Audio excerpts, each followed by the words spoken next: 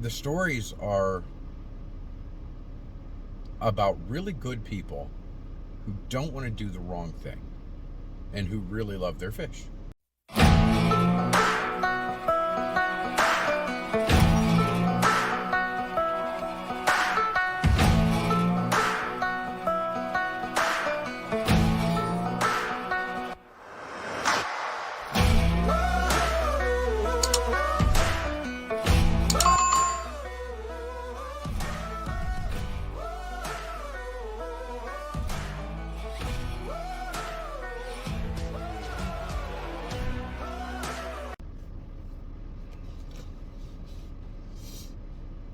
So, running a fish rescue has stories. It has stories that are as interesting as any dog or cat or horse or ferret rescue. They're different though. With dog and cat rescues, you get these horrifying stories of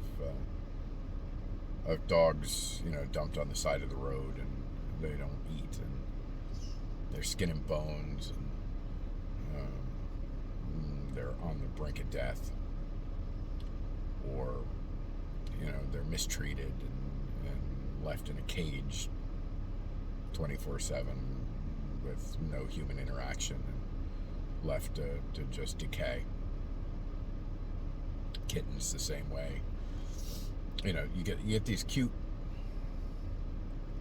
you get these puppies that or animals that come in and they're just devastated, and you get to see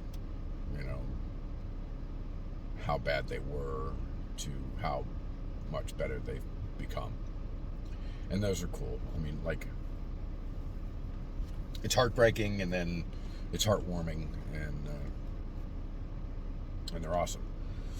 But you don't get that with a fish rescue exactly. I mean, yeah, sometimes we get tanks of fish that are in just horrible shape, or in a bucket full of mud, or in a pond that has been drained down to a couple of inches and no filtration and is dying.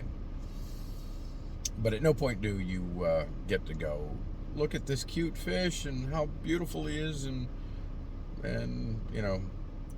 we've had a couple of situations like that. We had a short-bodied red Texas cichlid that Heather spent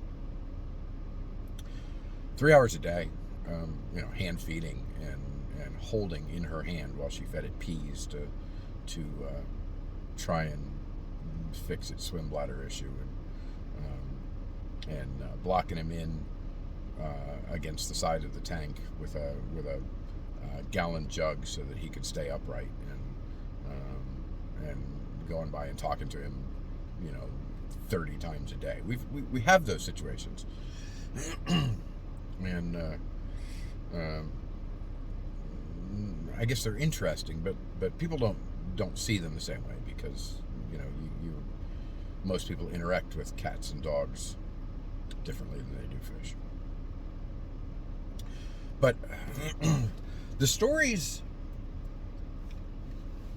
in a fish rescue are more about people. They're more about people than they are the fish. Now, that's not to say that the love of the fish doesn't come into play. It certainly does. But the stories are about really good people who don't want to do the wrong thing and who really love their fish. And they're in a tight spot. They're about people that they got to move, and they've had these fish for years and they can't take them with them, or their father raised fish since they were kids, and he has a tank full of fish that he's loved and cared for years, but he died, and the kids are selling the house and they don't know what to do about the fish, or they've moved into a property that has a fish pond on it, but they weren't prepared for fish, and they didn't plan on keeping the pond. So instead of emptying it out and watching the fish flop around and die, they decided to call us. And it's interesting because I think we see a side that that maybe other rescues don't get as much of. Now, I'm not saying they don't get any of it. Of course they do. Of course they get, folks that are in a tight spot have to change to another, rental or something, and they can't take the dogs or they can't take the cat. And I mean, yeah, those are heartbreaking too. It's just we have these stories that relate to people. And the joy that people get when they know that the fish that they are having rescued are going to go to a good place, and they're going to be taken care of, and they're going to be loved like they would. A lot of the people that ask us to rescue their fish ask us to keep their fish. Don't adopt them out. Keep them. Let them stay with you. Let them stay, because we know you're going to care for them. And we do. We also get the people who don't really care. It's time for the fish to go and whatever. They need their life back or whatever it is. That happens too.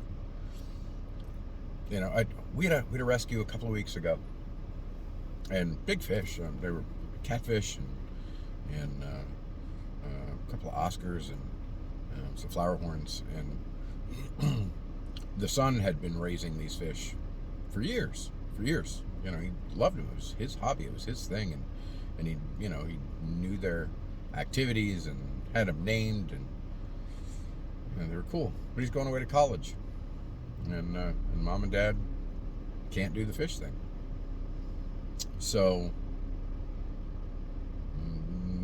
we went and picked up these fish, and the kid is heartbroken. He's heartbroken. He knows that he can't keep them at home, and he knows the parents can't manage them for him.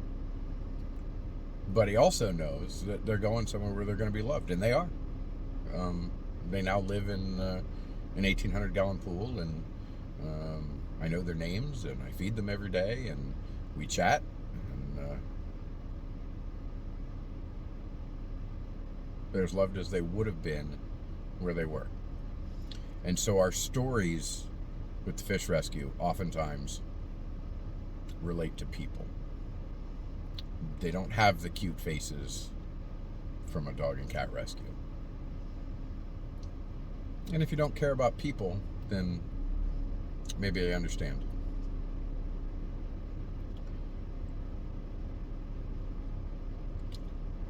What we do helps. What we do helps the environment, which is important. Keeps fish from going into the environment, and the more fish stay out of the environment, the less invasive species are able to take over ponds, rivers, and estuaries. And that's probably the most important part of what we do. And the fish get a good home, a cared for home, a place where they're going to be taken care of every day, like they're a pet, not like they're just an ornament. But the stories of the people, the guy one of the guys we're going on this rescue on Thursday, he had a stroke. He's got lots of fish, but he just can't take care of them anymore. He doesn't want them to die, and he doesn't want them to go get parted out to just anybody so we're going to take his fish, and we're going to give them a home. I like what we do. And even though we get a lot of flack from people who just don't understand it, we do a good thing, and I'm proud of what we do.